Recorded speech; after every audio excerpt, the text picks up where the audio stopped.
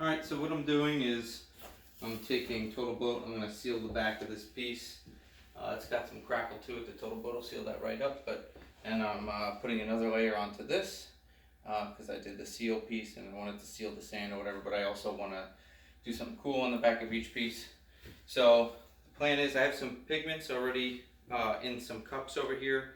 I've got Merlot by Black Diamond Pigments. I've got Coral by Ecopoxy. Over here I've got Black Diamond Pigments Midnight Blue. That's in this container.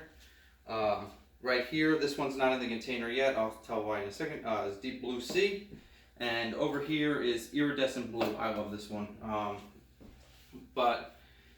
And then I've also got Cast and Craft Opaque White. So my plan for this, if it if it goes the way I intend, I'm gonna mix 24 ounces in here, 24 ounces in here. That's roughly what I'll need to cover this and give it some, give the layer a little bit of thickness, and it'll have some movement to it so the colors will blend and move around and stuff. So I'm going to put 24 ounces of clear resin in here, 24 ounces of clear resin in here. I know I'm only mixing with a fork. It's not really the best way to do it. But you also want to scrape the sides, scrape the bottom. It's kind of hard to do with a fork, but right now that's what I'm working with. So what I'm going to do is I'm going to preload this spoon. Actually, I'm going to do it after I pour the resin, and I'll do it before I pour the hardener. So I'm going to preload this spoon with the Iridescent Blue. I'm going to preload this little spoon with Deep Blue Sea. And what I'm going to do is I'm going to pour Coral here in the corner, right? I'm going to pour the Merlot against here like that. And then I'm going to pour the rest of the blue that I'm using for this piece, which is actually this one. The Iridescent Blue will go all over here. And I'm going to sprinkle in some Midnight Blue to that as well. And probably I'll do a little bit of Deep Blue Sea because I know I'm going to have a lot. And on this piece, I'm going to go Coral all the way across this here. And that'll be, like the sun is already set. I might do a little Merlot. I'm not sure. I got to see how much I mix up. But this one's supposed to be darker, so it's going to be mostly the Deep Blue Sea for this, and maybe I might sprinkle in a tiny bit of Iridescent Blue, but this one is supposed to be later at night, and this one is supposed to be where the sun is setting. I'm using the Coral and the Merlot for that, and then just Coral for this, where the sun is already below the horizon. So without further ado, I'm going to start pouring my resin. I just got to get on a couple of gloves. And hopefully during this process the video doesn't turn off on me. So I'm going to pause it right now. I'm going to go get some gloves, turn my phone on airplane mode so I don't get a phone call like one of those spammy calls you get on Saturday afternoons asking me if I want to check on my credit card even though there's no problem. And then from there I'm going to go ahead and start the pour. So give me 1 second. Alright, I had to move the camera a little bit. I did a little bit of a zoom so you can see, but so I got my gloves on. I actually forgot, I staged my heat gun over here, put some extra gloves over there. And before I started, I just wanted to explain, I don't know if I did that a few minutes ago. So all my art pieces, I would like to have the back have a different piece of art. I'm working on a system, I don't want to put hanging hardware on the back of these. I want to figure out another way to hang them, and I don't want to frame them either. So I'm still working on that. But I want each piece to kind of be two-sided.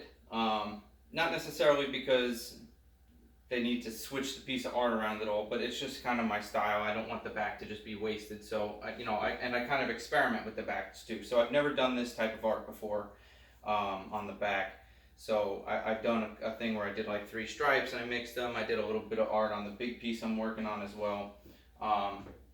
But as you can see, the backs of these aren't like, this looks worse because I just went over it with my router sled, but the backs of these pieces aren't that pretty. Some of them look cool, but I figured, and these are like 2 of my originals. I made 2 small ones, and then these were my 2, like I called them big at the time, but so I wanted to do something with these and refinish them before I listed them for sale.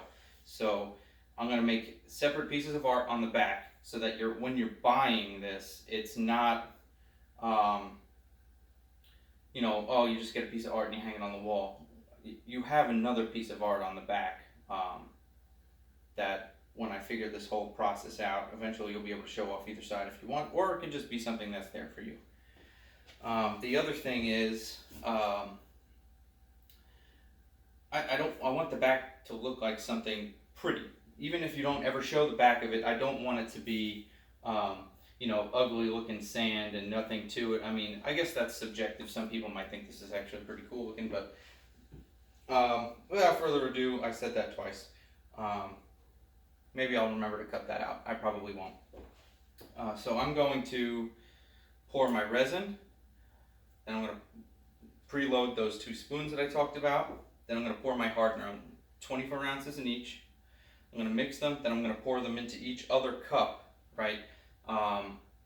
And then once I have all those poured, I'm going to stir up all those extra pigments. I'm going to stir the pigments into, you know, I'm going to throw the preloaded spoons into those, so I have those pigments ready to go, and I'm going to start pouring. So it might go kind of fast. I don't know. Hopefully I'm fast enough to do it before the heat takes over and starts curing the epoxy. Like I said, I've never done it this way, but if I'm going to do something, you know, different, I might as well do it on the back of the piece and try and make it cool. So here we go. Take these forks out, my super duper stirring forks. So I'm using Total Boat high performance resin. It's the 2-to-1, and I'm using the medium hardener. I actually have some slow hardener that I could have tried as well. I'm just really comfortable with the medium hardener, so I'm going to be doing that for these pieces. And then future pieces, I'm going to try out their slow hardener, you know, get a feel for what the differences are. So to pour 24 ounces in a 2-to-1 ratio, right, 24 divided by 3 is 8. So you want to pour 8 times 2, which is 16 for the 2 part, which is the resin. And then for the 1, you pour another 8, which brings you up to 24 ounces. So I'm going to pour those both.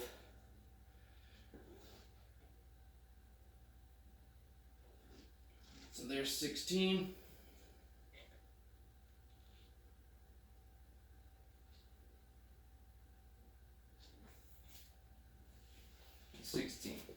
All right. Now I don't need the resin anymore, so I'm going to put that off to the side. I just want to keep it on the plastic here. As you can tell, I have a really professional workstation here. It's actually a pain. I have a pair of tweezers sitting over here because once it's poured and I'm liking and everything, and I get the heat bubbles out, I'm basically going to be playing babysitter to try and find all the little fuzzies that probably will get into it.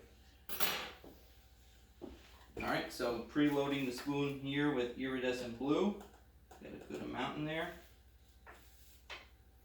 That measurement is exactly 1 portion of whatever size spoon that is.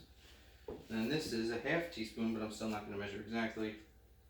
I just want to make sure that it's, you know, completely opaque. I don't want you to be able to see through it at all.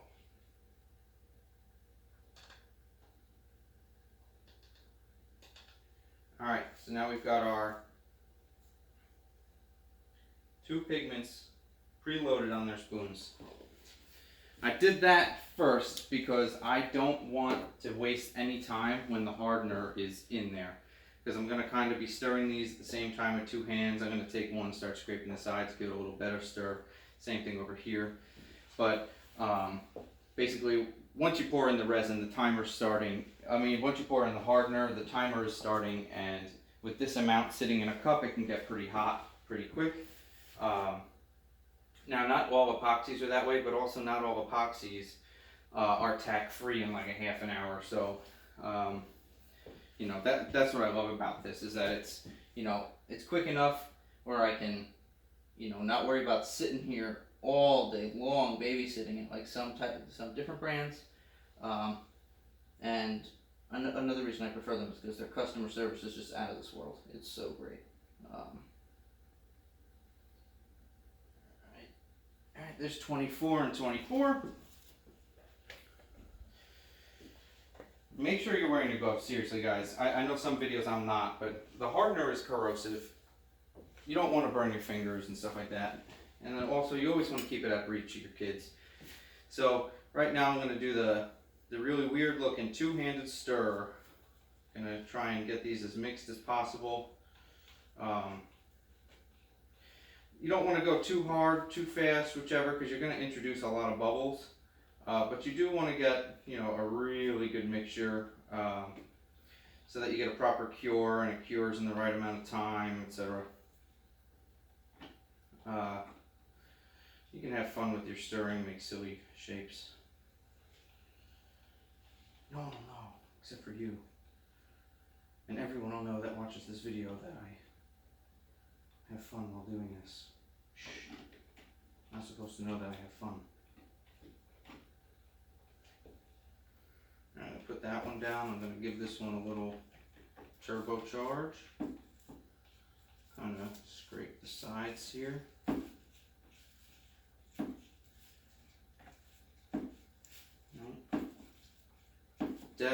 Definitely want to scrape the sides, guys. Because when you're pouring it out, you don't want unmixed resin or hardener on the sides pouring into your piece, because then it'll look like a wet spot. Alright, so now I'm going to leave that one be for a minute. I'm going to kind of turbocharge the mixing on this one. I'm going to go back and forth between the two. And I know I'm introducing a lot more bubbles than I want to, but it's a lot of resin. I will attack it with the heat gun after an amount of time to make sure the bubbles come out. And I've said this in previous videos, I use a heat gun and not a torch, because a torch can prematurely cure the surface, causing the bubbles to be trapped inside. So the whole reason you're using the torch, right, is to get the bubbles out, but then if you're going to trap them inside, it's kind of counterproductive. So that was a little tidbit that was given to me by Philip Danner. If you guys don't follow him, go check him out. It's philip.danner on Instagram, and he does some awesome stuff. And he's been experimenting a lot lately, and he's got these crazy silicone molds that's, he's got crazy shapes, and he can probably do custom ones, you know, if you ask him. I'm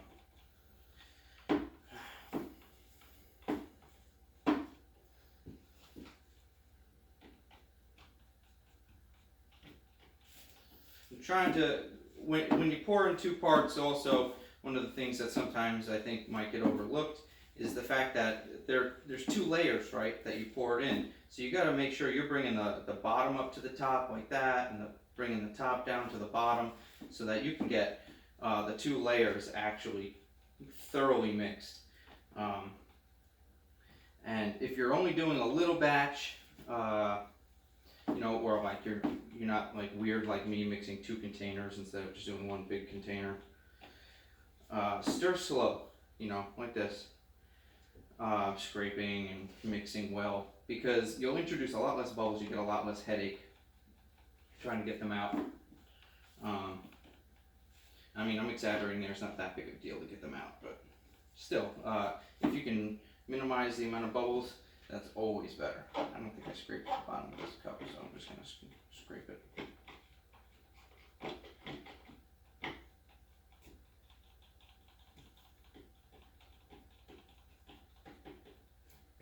And like I said, I know I'm taking a little long on this, so I'm going to start to speed this process up. I'm talking a lot, but this will start to get some heat, and it will start to cure on you.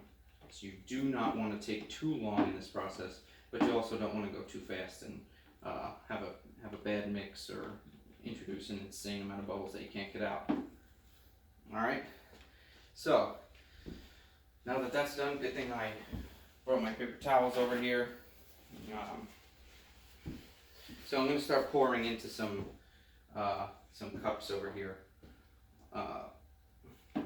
And I have this this plastic sheeting down. I got it at Lowe's. It just makes it so easy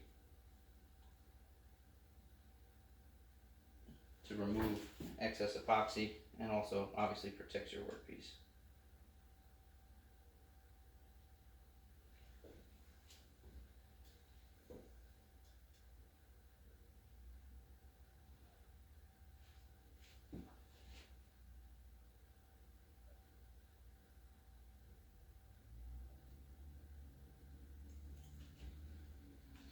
a little too much into that. So I'm going to take a little bit of this after I take the fork out. I'm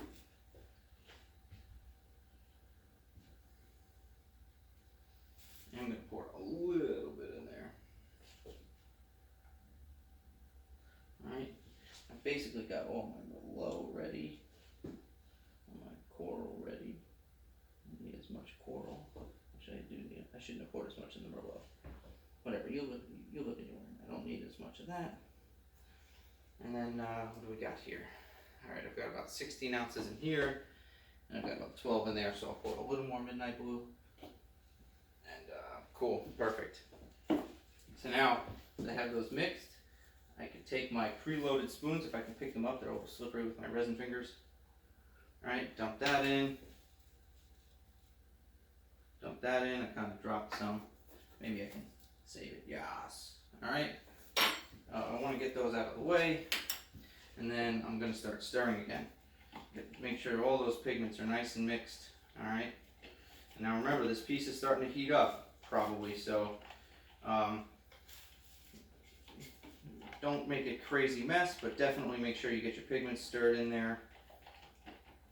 Alright. And I kind of had a game plan in my head before I did all of this to make sure that I kind of minimize any mistakes I can make. I'm sure I'm going to make tons of mistakes anyway, but that's part of the process. Make a mistake, figure out what happened, adapt, change your plan. You know, if you guys have done anything before, woodworking, art, what have you, we're not machines. Alright, I'm going to stir these.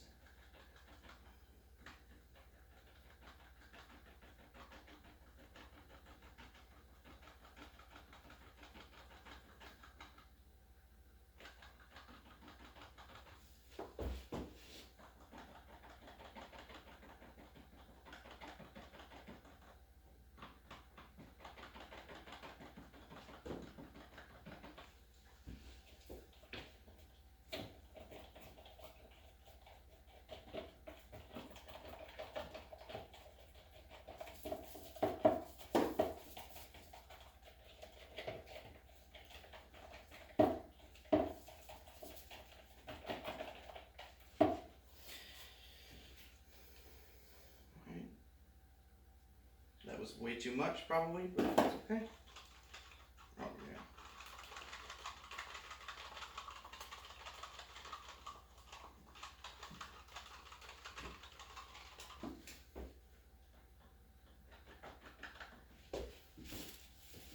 Alright. So, like I said, I'm going to do the sun, right? And I have everything, I have my edges, I didn't mention this before. Now, let me move these pigments out so I don't get them stuck, even though they'll be easy to take off. Just one less thing to think about.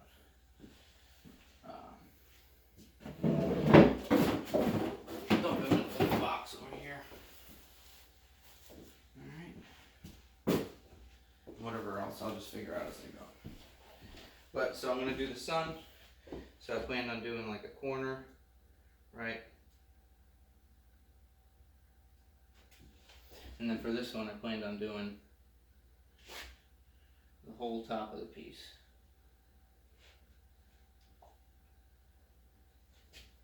That's okay, that'll spread out. Then I put, like I said, I poured too much Merlot. My plan was to go like this, right? And now since I have too much Merlot, I'll just pour a little bit down here like that.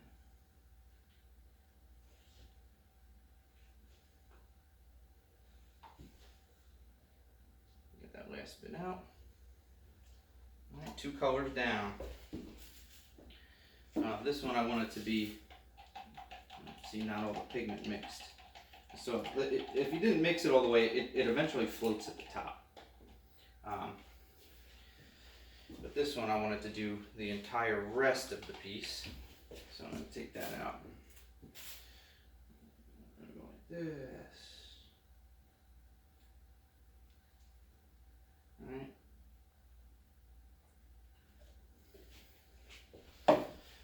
With some touches of Midnight Blue, because I love this stuff.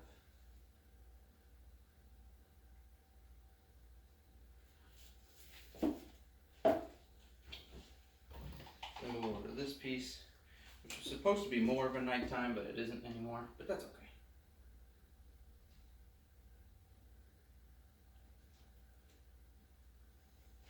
I'll take a little bit of this, sprinkle in there.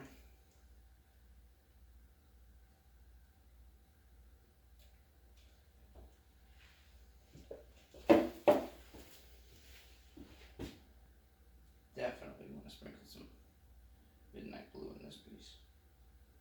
Probably this entire bottom side here. Alright.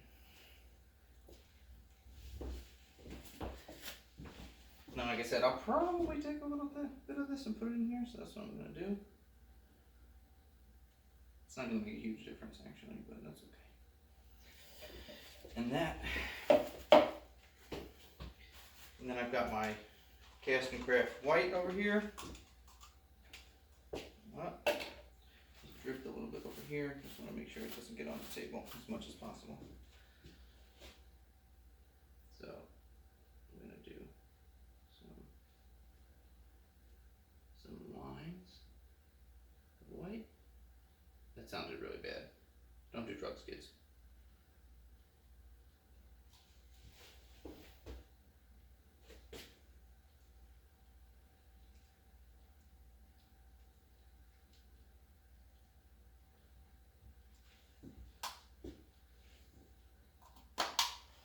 Alright, and as that's sitting, do a little bit clean up here, consolidate everything. Alright, these gloves are getting pretty sticky. I'm going to change them out as fast as I can, because I still need to make sure that this stuff spreads around. So I've got my heat gun for that, and I've also got my serrated spreader. And let me show you what I mean by that. Sometimes you can't find these at the store, the serrated ones. So I literally took a flat spreader, probably too close, took a flat spreader and then literally cut with scissors. But when you're spreading the epoxy around, it makes all the difference. Because then it has the chance to create little peaks and valleys, and that makes it flow towards the edges way better.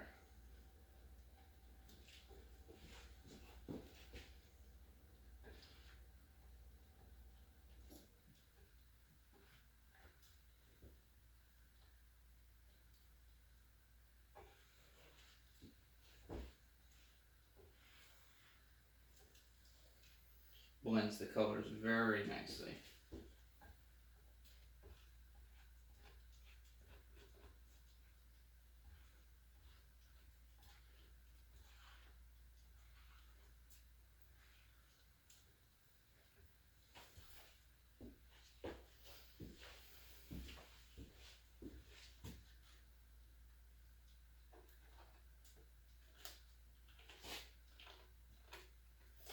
Definitely want to make sure that this stuff flows over all the edges in here, folks.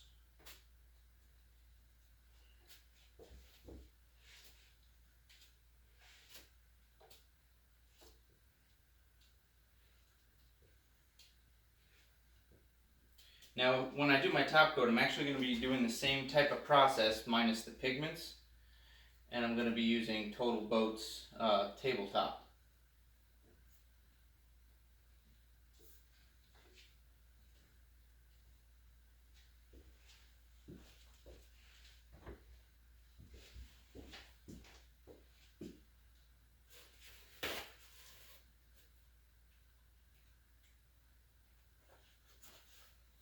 Give this a quick wipe just to get the excess off. And I want to check my edges, make sure I got all my edges. Everything's covered, every square foot of this thing. I'm actually loving how this is coming out. So I'm going to take the camera down, get you a good angle to see what it looks like. Toss that in there since all that's going to be garbage. Alright. So this is this piece so far. I'm going to still hit it with the heat gun. And this is that piece, right? Snap a picture while I'm in video here. Pretty cool. All right. So now I've got my heat gun. I've got it on low heat, or I've got the heat setting up, but I've got it on low, so it's not going to be, you know, super duper hot, but it's going to be hot enough to quickly pop bubbles.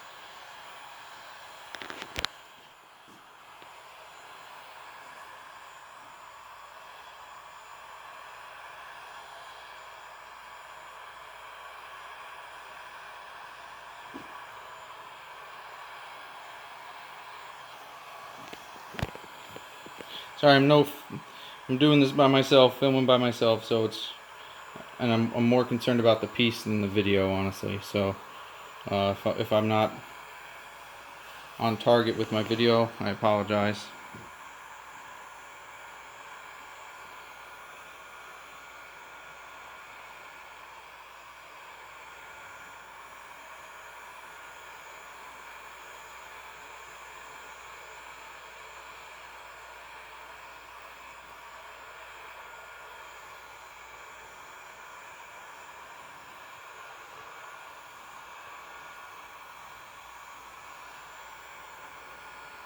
I know a lot of people do this type of art, kind of, sort of, I guess. They do different stuff, but they use canvases.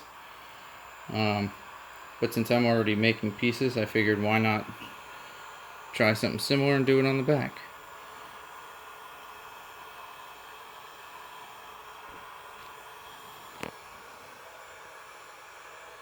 Oh, hitting the edge over here with my wire, that's no good. See what I mean? Hard to multitask. I'm going to turn it up on high power so I can maybe keep it back a little bit and have the same effect.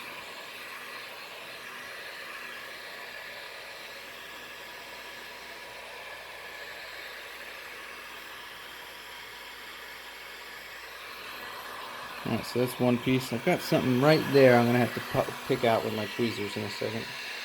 Give me one moment. And I'm back. Sorry.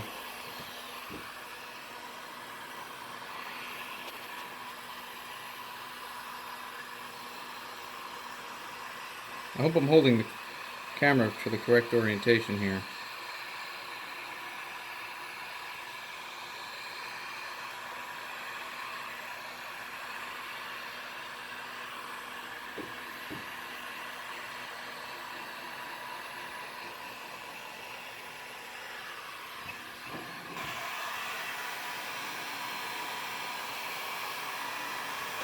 Oh, I didn't realize I wasn't even pointing at it, sorry.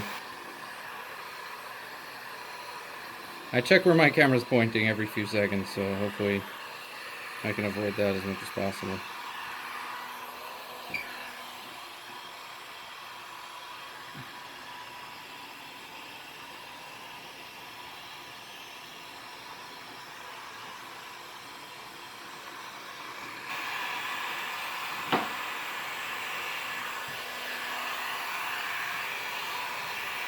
And the reason I'm doing this in my kitchen is because this is the room in my house that has the least amount of fabric stuff in it. I don't really have a place that isn't filled with fuzzies and dust. I need to make myself like an apparatus to do these with, but... Alright, so I'm going to put this down for a minute. I'm going to go after some stuff with some tweezers. But yeah, that was a pretty fun experiment. I've never done this before. It looks, I mean, it looks pretty awesome if you ask me. I mean, in my humble opinion, came out much better than expected. So, alright. I'm going to stop this video, and I'm going to do the boring part of tweezering the heck out of this while waiting for the top to become tack-free. Alright. Thanks for watching, guys. Make sure to subscribe. I'm doing lots of videos now. I'm trying to edit them and upload them as quickly as possible, although I have T-Mobile and no Wi-Fi because I'm an Amish person now. Oh, excuse me. I'll cut that out. Well, they won't hear it, right, because they're not on here. But yeah, I really appreciate you guys watching. I'd appreciate it if you'd subscribe, especially if I bring you any value. You know, I'm here to help. If you have any questions, leave a comment, shoot me a message, Go to my Instagram, instagram.com/Cambridge Drive Inc. It's my Facebook as well. You can talk to me basically wherever I am on social media. And eventually I'll give out my phone number, but maybe I won't. I don't know. Sorry, I'm just going around and taking pictures while I'm doing video, so I figured I'd still run my mouth. Alright guys, thanks a lot. Click subscribe.